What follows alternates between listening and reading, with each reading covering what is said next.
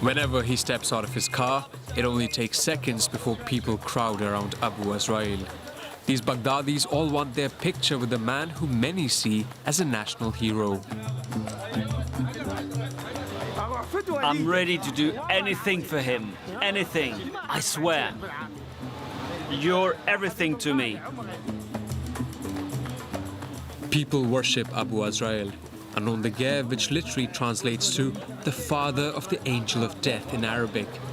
The Shiite militiaman is the most renowned fighter in Iraq. His bravery has turned him into a living legend in a country still in shock after the Islamic State ousted the Iraqi army last summer.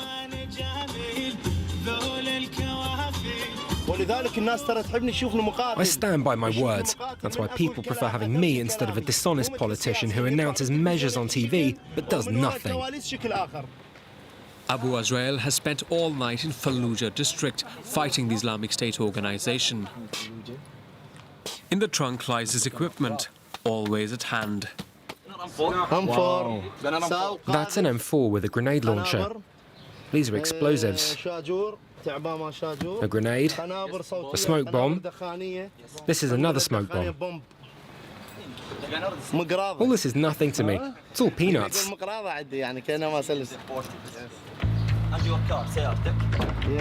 Abu Azrael is a regular at this gym. He comes to work out, but more importantly, to meet up with his brothers in arms. The atmosphere is light-hearted, yet these bodybuilders all belong to a Shiite militant group backed by Iran. We belong to the Imam Ali brigades. We've been training in Lebanon with Hezbollah and in the Islamic Republic of Iran. This training's been going on for a long time. We've been practicing for years on the streets of Iraq. Abu Azrael is a well-seasoned fighter. The 37-year-old picked up weapons for the first time more than 10 years ago. Back in the 2000s, he was fighting against the United States. At the time, he was on their list of wanted terrorists. Since then, the front lines have shifted. The US now supports Abu Azrael's militia in their fight against the jihadists. He's the Iraqi Rambo, the Daesh killer. The Iraqi Rambo, a nickname owed to these movies which he shot with his mobile phone and posted online on social media.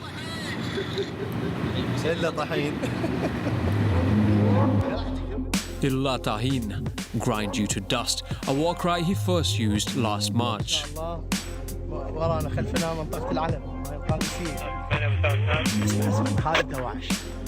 In a couple of weeks, it reached more than 2 million views. Abu Azrael soon posted another video. His slogan was echoed by thousands of people.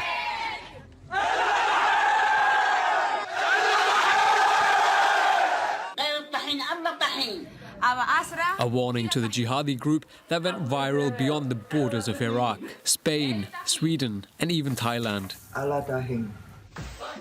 Even a cartoon was made to present the new face of the fight against terrorism.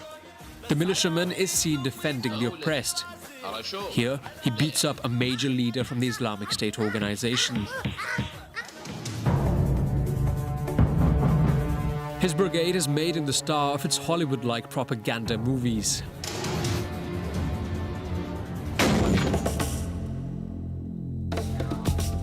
This morning, Abu Azrael is all geared up on his way to the front line. He's armed with grenades, a rifle, but also 2 high-tech smartphones that he films with at all times. A way to reach out to his fans from the battlefield. We're heading for the front line. Guys don't think we're just here to take pictures. Look over there, the smoke coming out of the refinery. You see, that's Daesh's flag. He immediately shares his videos on the internet in order to counter jihadist propaganda. I'm checking my Facebook. It's the official Abu Azrael page. I have 221,000 followers. We're here to film, to send a message to the enemy. They're only here to kill and destroy, and they film all of it. So what we do is the same. We film ourselves defending the Iraqi people. A A propaganda battle between armed groups fought here, 150 kilometers north of Baghdad, in Salahuddin province. On both sides of this road, jihadi territory. Daesh is about 500 meters away, in this building here. Do you see it? Over there in the distance. Now we're entering a very dangerous area. We're surrounded by Daesh. We only control the road. Don't be surprised if you hear gunshots.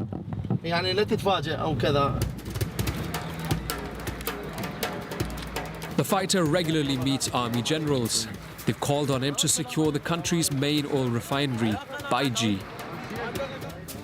They say this mission would be impossible without the support of the Shiite militias. The Iraqi Rambo is quickly surrounded by soldiers who all leave their positions and clamor to take selfies. Daesh just needs to hear the name of Abu Azrael and they run away from this place. They run. The high-ranking officers hope that the militiamen will be able to put some enthusiasm back into their demotivated troops. Morale is low. The army just lost Ramadi, the capital of the largest province of the country. He's a key person to lift the spirits of our troops. While we're filming, we hear gunfire exchanges. The army doesn't move, but the first ones to head to the fight are Abu Azrael and his fighters. The Islamic State organization appears to be making an effort to infiltrate. The army tells us they're just behind the sand dune. Soldiers follow the militia's lead, trying to imitate their hero or at least film him. The enemy is out of sight, entrenched behind these houses on the other side. The tank's machine guns start firing, and eventually gunshots cease. Finish! Abu Azrael says it's best we leave. Over the past year, the Islamic State organization has lost a third of its territory, mostly thanks to the Shiite warriors. But at what cost? In the freed zones, international organizations are now talking about war crimes. We travel to Tikrit, the symbol of the Shiite militia's victories. A deadly battle last March left thousands dead and the city deserted. 200,000 people, mainly Sunni, have left what used to be one of the richest cities of the country. Impossible for them to return without an authorization signed by the new rulers, the Shiite militias. To pass the numerous checkpoints, a militiaman accompanies us. Mahmoud, 19, a history student who has traded his books for a Kalashnikov. No one came back here. No, not to Tikrit. Really? No one? No one has come back to Tikrit. Well, yes, there's this one old lady who stayed living in her house. Amidst the chaos, behind this door, lives one of Tikrit's last residents. An isolated, elderly woman who has known the Islamic State organization's rule and the arrival of the Shiite fighters. What do you want? Where are the Daesh guys? Leave me alone, it's hot outside. Did these Islamists visit you? Did they come to see you, yes or no? No. Although the fighters pretend to have freed the inhabitants, she refuses to let our guide in. I swear to you, they left this place. Hangings on street corners, summary executions in broad daylight.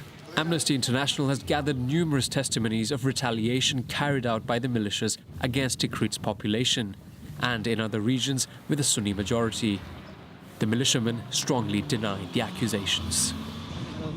When we took back the city, we killed many Daesh fighters. It was a fierce battle. Maybe there were other victims. 1 or 2 people during the fights. You know how these things go.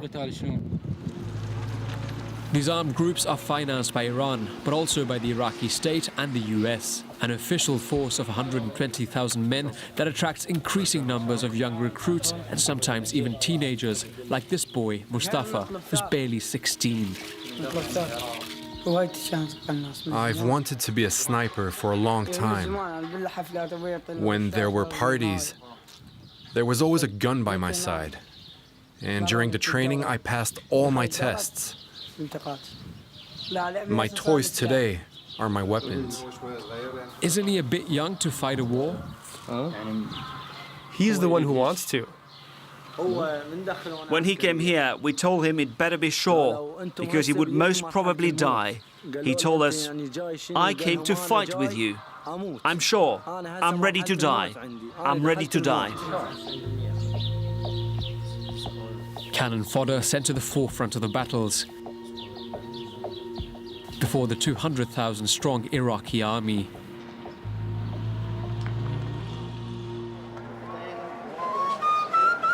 In Baghdad, the capital, people try to forget the constant conflict, but the security walls and the checkpoints are reminders of its proximity. Baghdadis don't hesitate to defy suicide bombings, buying groceries as if nothing is happening. Here too, there is the feeling that they are under the protection of a new hero, Abu Azrael. Come in, come in. In an exceptional move, our fighter invites us to his home with his family. This is my whole family, my children and my grenades. I taught them how to pull the pin off in case Daesh comes. One last meal in the family's living room. He will soon head off to the battlefront again. In this simple home, the only decoration consists of religious books and this portrait of Ayatollah Khomeini. These militias obey Iranian religious leaders more than their own government. Abu Azrael says he's ready to pursue his war beyond the borders of Iraq. If the Imam tells us to march on Saudi Arabia, on Mecca, we'll go. If we have to go to Yemen to help our Houthi brothers, I'll go. All we ask for is to fall as martyrs and have a decent end, and God willing, I'll die a martyr, or we'll win. Words that do little to calm the international community's fears that these fighters today are merely a Shiite version of jihadism. Oh, my love, my love. It's time for this father to head back to the front lines. Whether as a fighter or simple morale booster, history will tell. And for how long? Hard to say in a country that has been at war for the past 12 years. Baghdadis seem resigned to the sight of armored tanks patrolling their city streets.